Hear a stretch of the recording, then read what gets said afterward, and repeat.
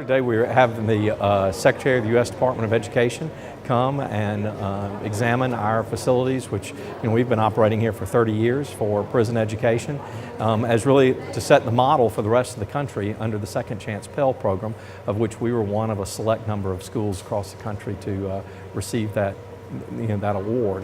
And we're excited to be here to host him and the governor to come through and see the high level of education training that we give to inmates here at Limestone.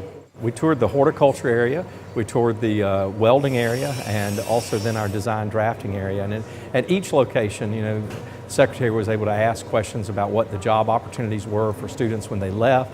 He took a look at our welding area and talked about the fact that we would love to be able to expand that if we could, and then took a look at our design drafting. I think they were very impressed with the level of education that's taught to those design draft students while they're here. The hope is that none of them will come back again, and hopefully we can provide them with those basic entry-level skills where they can go into a skilled trade and get a job right out of prison, and then all of our programs here tie into degree programs back at the college. And so with Second Chance Pell, they'll be able to use that Pell money once they leave prison and be able to go and pursue their education further if they so choose. The most important thing is that when they leave here, they've got a skill, they're employable, and they can support themselves and their families. Books change people's lives, and I think that's important, and that more books and facilities to help guys learn to read will help the system out immensely. There's more incentives to get more interested, more involved. They'd be more likely to participate. That's just my opinion, but I see a lot of it each day. What kind of incentives would you suggest? That's a good one, sir. I really don't know. I mean, if somebody is short on their time, right, would it be,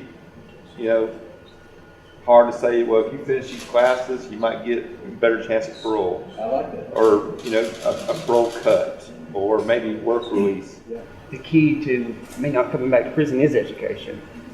Make me more employable.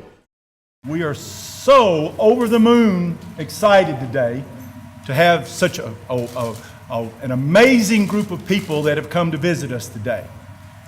Here at Limestone, we have been educating inmates for 31 years. And we think we got it right. We think we know exactly how we should be doing it. So much so that some of us think that we probably are a model for the country. And so we are just, here again, just so excited about not only this visit, but also the Second Chance Pell Grants that the Secretary is bringing with him. And so today, it's my privilege to introduce these amazing people. To my immediate right is Mr. John King, U.S. Secretary of Education. Immediately to his left is the Honorable Robert Bentley, Governor of Alabama.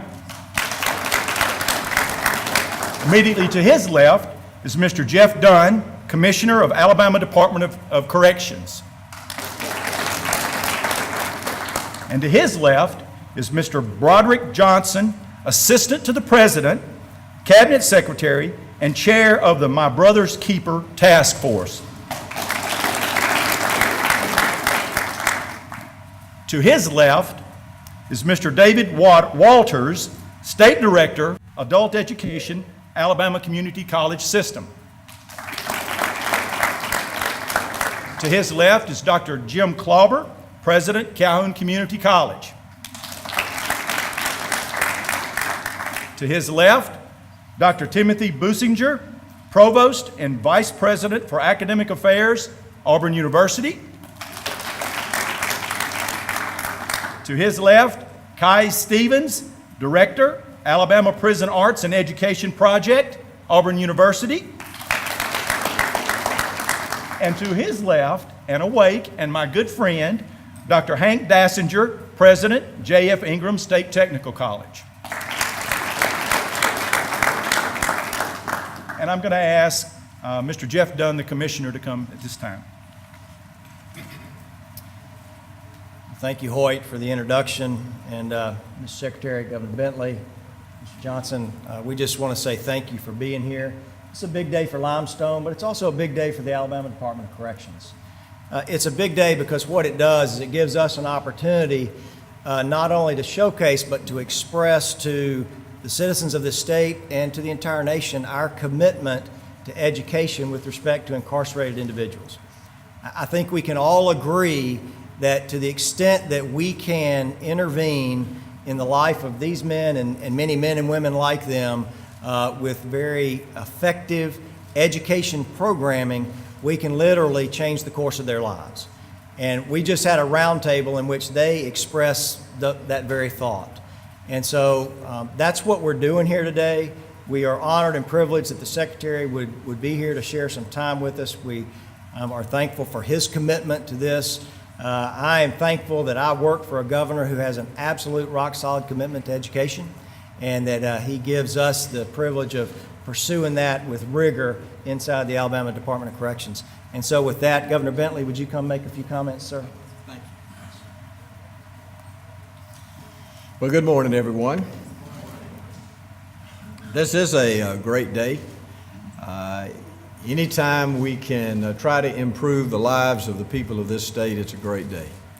And that's why we're here today. And I want to welcome Secretary King and all of the people that are with him today as you have come to look to see what we have in Alabama. I want you to see what we have right now in this state, and I hope in 2 or 3 years you'll come back and see what we're going to have, because we have great goals, and these goals are being led by my commissioner, Commissioner Dunn, who has joined my staff as my director of the Department of Corrections, and he has done an outstanding job. We have great plans, and we believe that hopefully next year those plans will come to fruition. We have plans to improve the lives of those who are incarcerated, both men and women, and we're going to work extremely hard to do this. Let me thank you guys right here that participated in our round table discussion a few minutes ago. They gave us some really good ideas, and we are already starting to put those into place. And I just want to say this to you. You are not a project. You're a person. Okay? You're a person. And I want everyone who's incarcerated to know that they're people, that they're persons. And we care about persons. And we care about the people. And we hope that those who have the ability to do that can advance themselves as much as they possibly can, and then do as the name of our department says, be corrected, so that when they get out, they'll be able to get a job and have a productive life, because that is our goal. And guys, that's our goal for you, and we're going to do that. And so thank y'all all for coming today, and we look forward to seeing more and more progress over the next few months. We hope this next legislative session will help us do what we tried to do last year, and we are optimistic, always optimistic, that that's going to take place. So thank y'all for coming.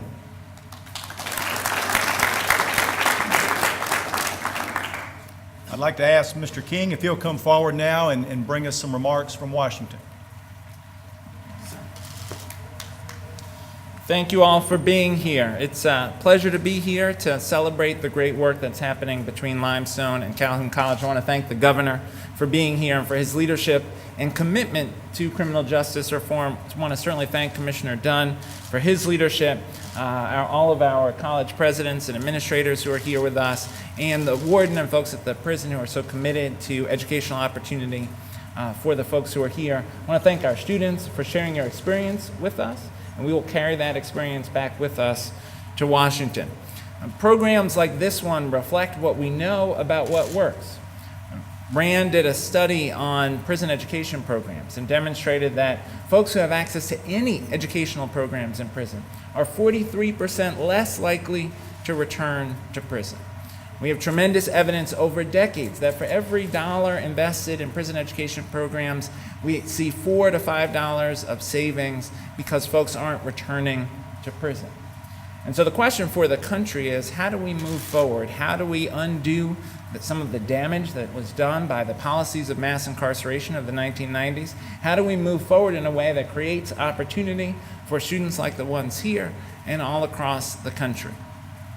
Because of our commitment to changing criminal justice landscape and the president's deep commitment to this work, we know we need to respond to the fact that we have about 700,000 folks who are returning each year from prison. The question will be, do they return successfully, or do they return and end up without options?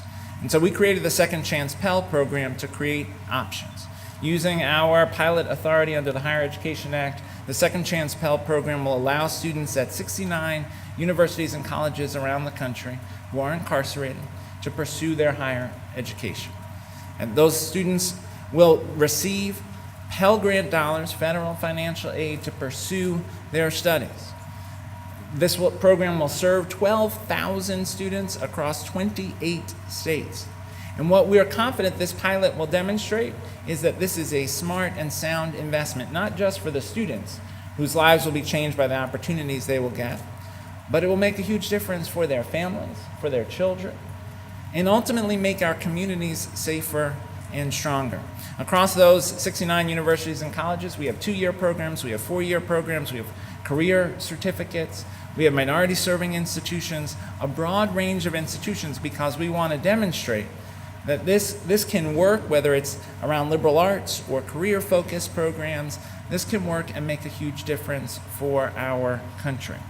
We also are committed to building a community of practice. One of the wonderful things about the Limestone-Calhoun partnership is that it has been in existence for a long time. And we have years of learning that can inform other efforts around the country. So one of the reasons we wanted to come here today as part of our 5-day, 6-state, 11-city and town bus tour is to lift up this example as an example for the country. And we're working with the Department of Justice to build a community of practice across the 69 universities and colleges so they can learn from each other.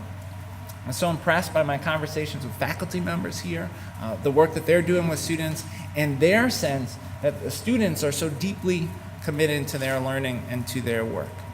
Ultimately, this is about not only how we strengthen our economy and ensure that folks are able to get good jobs, this is about how we strengthen our democracy, how we strengthen the fabric of our society. So again, I'm very grateful to the governor's leadership and commitment to criminal justice. Pleased to be here and honored to then be able to introduce Broderick Johnson, who is the cabinet secretary to the president and leads the My Brother's Keeper task force, which is a commitment on the part of the president for all agencies to focus on expanding opportunity for all of our young people, but with particular attention to our boys and young men of color who face such significant challenges in so many communities around the country. So with that, Broderick.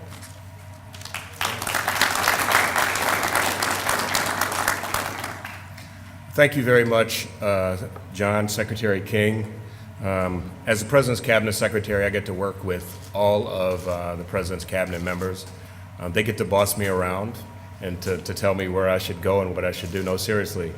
The President has a very talented cabinet, and John King is among the most talented, resourceful, and committed people in the President's Cabinet. So I'm really glad to be here with you, John. That's a nice bus that you have as well, too. So I want to thank all of you here at Limestone for inviting us here today, for having us here today, and for inviting us here to the wonderful, beautiful state of Alabama. This is how Washington, D.C. has felt throughout the summer in terms of the heat and humidity, so I'm kind of used to it. I should also add, though, that I'm a Michigan Wolverine guy, and I know that Jim Harbaugh came down here to Alabama to try to recruit some of your players, so don't hold that against us.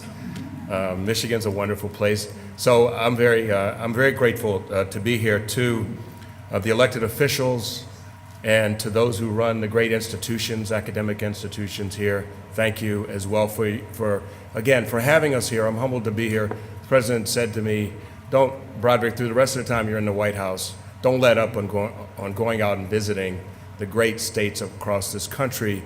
Every one of them you can get to, especially where we are able to show how much we care about every person in this country. Whether they've gotten off on the wrong track, people have the opportunity in this country for a second chance and even a third chance. So go out and meet with people. To you, gentlemen, I'm humbled to meet with you, but for the grace of God go all of us. And so the important thing is that we respect each other, we love each other, and that we show each other that we're here to help each other. And so I would just ask you, help us with the young people who perhaps come here with, as is described as gangster attitudes, to understand that's not the way to turn your life around. The way to turn your life around is to get an education, is to take advantage of the opportunities, that you have a responsibility to do that, not just for yourselves, but for your families. So if you would, again, continue to do good in the work that you are doing for yourselves, but also with the young people who come in here, many of them boys and young men of color.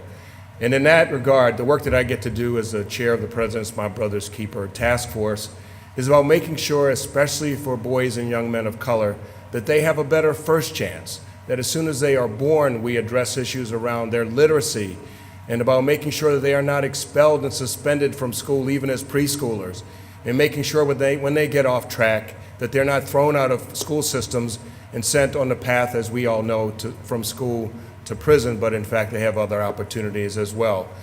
Part of the task force recommendations that we gave to the President, though, addressed, and this was over 2 years ago, addressed this issue of second chances. And we know that the road to breaking the cycles of recidivism has to do with education. And so this work around Second Chance Pell is critically important. And I want to commend again the Secretary of Education and his predecessor for determining how it was that he could use existing monies and authorities to be able to bring the Second Chance Pell Program to institutions like this one. It's tremendously important, as John said, in terms of the economic issues, but we have a moral imperative in this country to make life better for people that we can help along the way and to give them second opportunities and third opportunities, all the opportunities that people can have to turn their lives around and to break cycles. So again, it's an honor to be here today. On behalf of the President of the United States, I say thank you for the work that you are doing that is making changing lives a real reality. And God bless you and continue in this great path and this great work that you are doing. Thank you very much.